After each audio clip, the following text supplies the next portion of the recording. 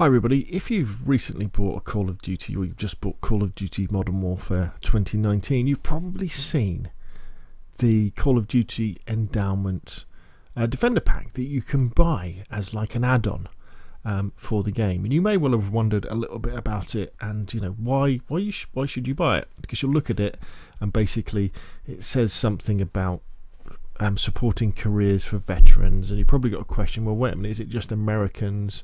Are there any British people involved? Where do you get the pack? Because you look and you go, okay, so there's a Defender pistol cosmetic weapon variant, there's a weapon camo watch, weapon charm, 2 environment sprays, 3 emblems and two calling cards for £8. You might think, oh, what's this all about? But what I want to do in this video is just tell you a little bit about the Call of Duty Endowment and why you might want to consider purchasing it as a way of paying back to the men and women who have served their country both in America and here in the UK as well. So probably the best thing to do is for me just to read a little bit about the mission statement from the Call of Duty Endowment to give you an idea of kind of what it's about. So the goal of the Call of Duty Endowment is to get 100,000 veterans back to work by 2024. So it's all about people who have served in the armed forces, veterans, getting them back into the civilian workplace after they've left. And so far, since 2009, they've put 57,000 veterans back into the workplace.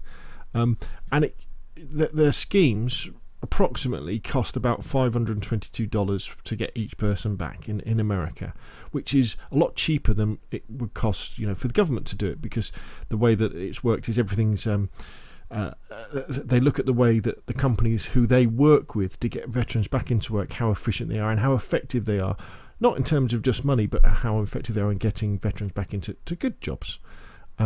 This is the average starting salary for veterans, $60,000 US, which is, the national average in America is 30,000. So, that's quite significantly more. And the way that they do this is they use a performance-driven approach to fund organisations delivering the highest standards of quality and cost-efficient veteran job placement services. Beyond funding, they partner with their grantees to provide an array of advice and support aimed at maximising their impact. So it's all about practical help for people. In 2018, their grantee organisation's average cost to place a veteran in a job was $522, about 1/6 of the cost of the US government efforts. This is made possible by a commitment to high performance standards that are measured on a quarterly basis.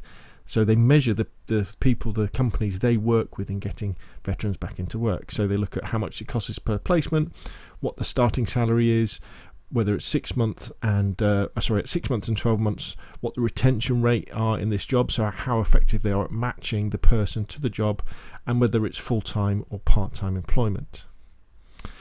In addition to supporting its grantees, the endowment is committed to highlighting high performance in the veteran employment space through its Seal of Distinction program, which provides both a $30,000 prize and a national recognition to the winners of the award, so that these companies and organisations that are working to get veterans back into work, the Call of Duty Endowment, has a prize for the best ones, as encourages them to work in the most efficient way possible. Now, if you're thinking, well, what does that mean, for example, here in the UK? The Call of Duty Endowment works with a couple of organisations, the RFEA and Walking with the Wounded. And the RFEA provides support jobs and training opportunities to service leavers and veterans, irrespective of circumstances, rank, length of service or reason for leaving. And basically, veterans can go to the website, the Call of Duty Endowment.org, and they can click on there to then register with the RAFA, and then someone will call them.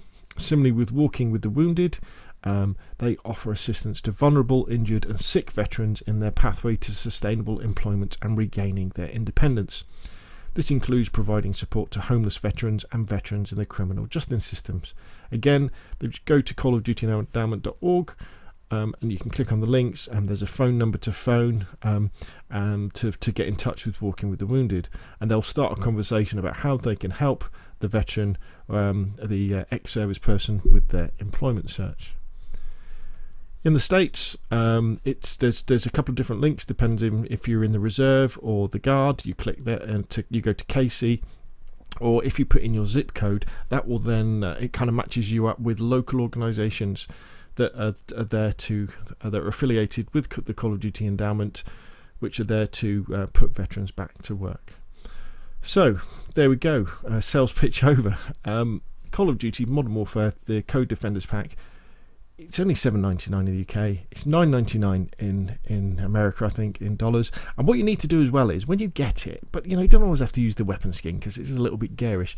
But if you use the calling card, on your name in the game, it kind of advertises the endowment pack, and hopefully it would encourage other people to look into it a little bit more, and get behind this really important organisation that I think we can give back a bit as gamers. In fact, something that I didn't read that it does say is the fact that all of the money, here we go, where does the money go? Activision Blizzard pays for all the endowment's overhead costs, which means that 100% of the donations received go directly to endowment grantees. So it's not like Activision are making money from this.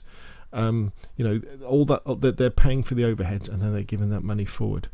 So far they've already donated more than $25 million to the endowment. So there we go. You can read the rest of it. It's the price of a few posh coffees at your local coffee shop. Dive in. Let's do a bit to pay back to the ladies and men who have served their countries in America and the United Kingdom. Okay, that's enough from me. Thank you for watching, and I'll see you again soon.